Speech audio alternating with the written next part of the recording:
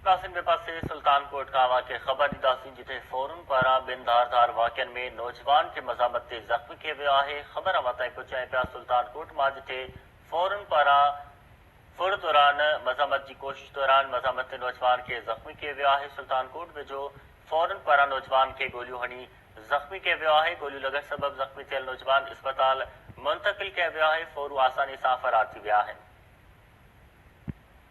फौरन पारां ॿिनि मुख़्तलिफ़ हंधनि तां फुर करण जी कोशिश कई वई आहे जॾहिं त मज़ामत ते हिकु नौजवान खे गोलियूं हणी ज़ख़्मी कयो वियो आहे। गोलियूं लॻण सबबि नौजवान ज़ख़्मी थी वियो आहे जंहिंखे इस्पताल मुंतक़िल कयो वियो आहे जॾहिं त फ़ौरू वाक़िए वारे हंध तां आसानी सां फ़रार थी विया आहिनि।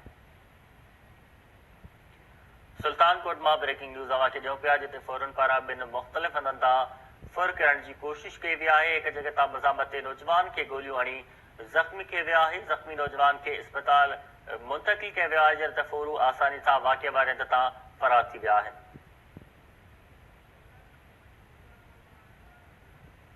तफ़सील मालूम कंदासीं केजीएन न्यूज़ जे रिपोर्टर इसरार चांडियो खां।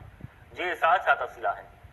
जी मुबशर, सुल्तानकोट सब डिवीज़न में चोरनि ऐं फुरनि धारनि जो मुकमल आज़ार थी वियो आहे ऐं सब डिवीज़न जे हथ में 2 कलाकनि अंदरि फुर जूं 2 धार वारदातूं थियूं आहिनि जंहिंमें सुल्तानकोट जे शिकारपुर जे कुंभात क़ौमी शाहराह रोड तां अणॼातल हथियारबंदनि सुल्तानकोट वासी 2 नौजवाननि अहसन अली सूमरो ऐं शाहज़ेब अब्बासी खे अरमाल बणाए तशद्दुद करण बाद खां सीधी मोटरसाइकिल रोक रक़म मोबाइल फोन आसानी सां फुर करे फरार थी विया।